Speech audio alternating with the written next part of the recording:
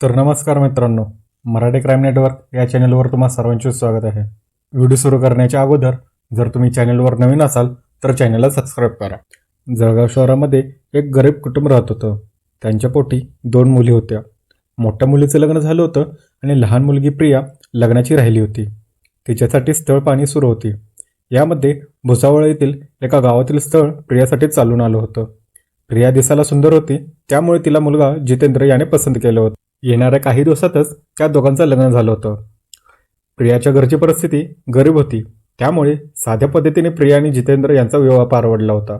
प्रिया दिसायला सुंदर होती, त्यामुळे जितेंद्र अतिशय खुश झाला होता. गावात त्याच्यासारखी पत्नी सुंदर नाही असं त्याला वाटत होतं.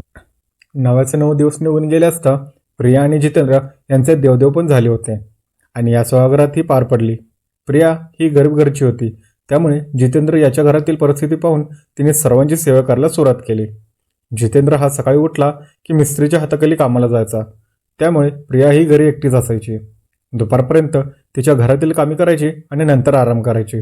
पण काही दिवस झाल्यानंतर जितेंद्र याने प्रियाला तुझ्यासाठी बांधकामाच्या ठिकाणी काम पाहू का याची विचारणा केली. त्यावेळी प्रियाने होकार दिला. काही दिवसातच जितेंद्र याने प्रियासाठी काम पाहिले. काम पाहिल्यानंतर दोघेही कामाला जाऊ लागले. भुसावळ शहरात दोघेही घरकाम करून राहत होते, त्यामुळे जास्तीत जास्त कामे हे भुसावळ येथील असायचे. प्रिया आणि जितेंद्र यांचा संसार बहरू लागला. याच दरम्यान जितेंद्रला एक मुलगा झाला. आपल्याला बाळ झालं असल्यामुळे प्रिया हिने काम सोडलं होतं. जवळपास 3 ते 4 महिने प्रिया ही माहेरी राहिली. त्यावेळी जितेंद्र प्रियाला म्हणाला, मी एक काम करतो, तू मुलाचा सांभाळ कर असं सांगितलं आणि ती घरी एकटीच राहू लागली. मुलगा लहान होता, त्यामुळे दिवसभर त्याचे काम चालायचे. त्याला मुलाची आठवण येऊ लागली, त्यामुळे त्याने प्रियाला एक मोबाईल घेऊन दिला. त्यानुसार जितेंद्र कामावर गेला की प्रियाला फोन लावून बोलायचा. प्रियाच्या हातात मोबाईल आला होता, त्यामुळे प्रियाने मोबाईलमध्ये इंस्टाग्राम, फेसबुक सुरू केले होते. प्रियाचे शिक्षण हे 11वी पर्यंत झाले होते, त्यामुळे तिला मोबाईलमध्ये सर्व काही कळत होते. त्यानुसार ती त्याचा वापर करू लागली होती. काही कालावधी निघून गेल्यानंतर प्रियाचा मुलगा मोठा होऊ लागला. याच दरम्यान प्रियाला इंस्टाग्रामच्या माध्यमातून सचिन नावाची तरुणाची ओळख झाली होती. त्यामुळे प्रिया ही आनंदी झाली होती, कारण तिला आता सोशल मीडियावर गप्पा मारण्यासाठी तरुण भेटला होता. जितेंद्र हा कामावर गेला की प्रिया ही सचिनसोबत बोलायला सुरुवात केली. घरात फक्त मुलगा होता, त्यामुळे तिला काहीच बंधन नव्हतं. त्यामुळे सचिन आणि प्रियाची घट्ट मैत्री झाली होती. आता हे दोघे मोबाईलवर संपर्कात आले होते. जितेंद्र हा जेव्हा प्रियाला फोन लावेल त्यावेळी तो बिझी येऊ लागला. घरी आल्यानंतर जितेंद्र प्रियाला फोन बिझी का असतो असं विचारायचा. जितेंद्र याला काहीच कळत नव्हते, त्यामुळे तो समजून घ्यायचा. इकडे मात्र प्रिया आणि सचिन या दोघांच्या जवळ यायचा प्लॅन सुरू झाला होता. एक दिवस प्रियाने सचिनला आपण जिथे राहतो तो पत्ता पाठवला. त्यानुसार सचिन घरी आला. त्यावेळी त्याने प्रियाच्या घरात प्रवेश केला. घरात प्रवेश करताच प्रियाचे रूप पाहून सचिन याला आनंद झाला होता. एवढे दिवस फक्त फोनवर बोलणारी प्रिया त्याला प्रत्यक्षात भेटली होती, त्यामुळे फोनपेक्षा अशी तू खूप सुंदर दिसते असे सचिन प्रियाला म्हणू लागला.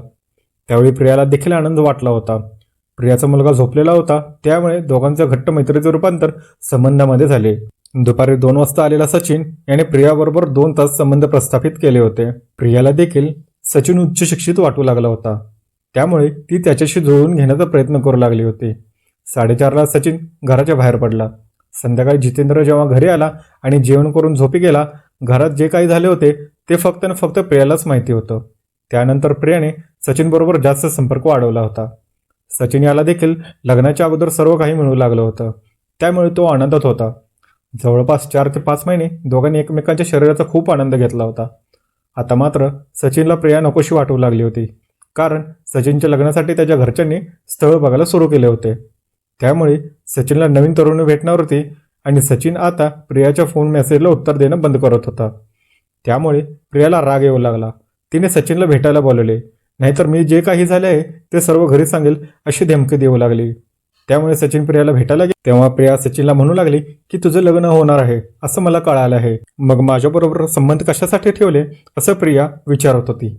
त्यामुळे सचिन तिच्या बोलण्याकडे दुर्लक्ष केले, कारण सचिन याने मुलगी पसंत केली होती.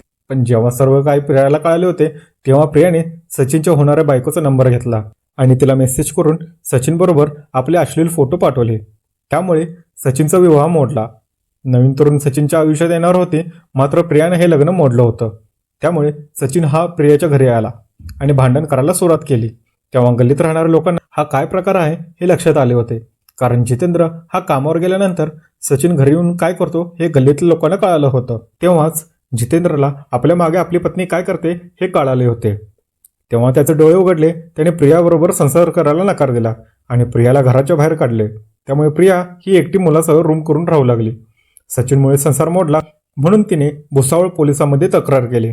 त्यानंतर सचिन आणि प्रियाचे बोलणे कमी झाले होते. पण काही दिवस निघून गेल्यानंतर सचिन पुन्हा प्रियाजवळ आला. जे झाले होते ते झाले, आता भांडण करू नको असं म्हणून तो प्रियाबरोबर संबंध प्रस्थापित केला. रूम करून राहणाऱ्या प्रियाला आता कोणाचीच अडचण नव्हती.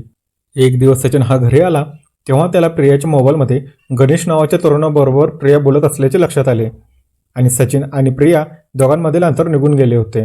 त्यावेळी प्रियाने गणेशाच्या बरोबर संबंध करायला सुरुवात केली होती. स्वतःच्या नवऱ्याला सोडलं होतं, सचिनसोबतही भांडण झालं होतं म्हणून तिने गणेशला जवळ केलं होतं. अशा प्रकारे प्रियाने 3 तरुणांसोबत संबंध प्रस्थापित केले होते.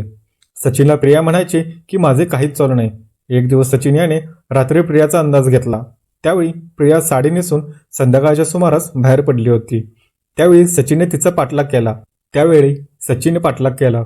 तेव्हा गणेश हा समोरून येत असल्याचे त्याला दिसले. प्रिया गणेश जवळ जाताच सचिन याने प्रियाचा हात धरून ओढले. काही वेळातच सचिनला पाहून प्रिया घाबरली होती. सचिनने शस्त्राने प्रियावर वार केला. जेव्हा गणेश मध्ये धावला त्यावेळी सचिनने तू मध्ये येऊ नको अन्यथा तुलाही मारतो असं म्हणताच गणेश मागे सरकला. सचिनच्या डोक्यामध्ये प्रियाविषयी प्रचंड संताप निर्माण झाला होता. त्यामुळे त्याने प्रियाच्या पोटात देखील चाकू मारला होता. ज्या वेदनेने प्रिया ओरडत होती ती वेदना आजूबाजूला राहणाऱ्या लोकांच्या कानावर पडली होती. त्यावेळी लोक धावत आले. सचिन त्या ठिकाणाहून पळून गेला. प्रियाला लोकांनी रुग्णालयात दाखल केले. मात्र डॉक्टरांनी तिला मृत घोषित केले. ज्या पद्धतीने प्रियाने सर्व साखळी तयार केली होती तीच साखळी पूर्णपणे तुटली होती. त्यासोबत सचिन सुद्धा तितकाच गुन्हेगार होता, कारण तो एका विवाहित महिलेच्या मागे लागला होता. पोलिसांनी त्वरितच पकडले होते. सचिनने सुद्धा जराही वेळ न घालवता आपला गुन्हा कबूल केला होता. यानंतर त्याला तुरुंगाआड पाठवण्यात गेले होते. अशा प्रकारे या गोष्टीचा इथे अंत होतो. अशाच नवनवीन क्राईम स्टोरीज ऐकण्यासाठी मराठी क्राईम नेटवर्क या चॅनलला सबस्क्राईब करा. आजच्या व्हिडिओबद्दल तुमचे काय मत आहे हे आम्हाला कमेंट बॉक्समध्ये सांगायला विसरू नका. तोपर्यंत काळजी घ्या, खुश राहा, आनंदी राहा. धन्यवाद.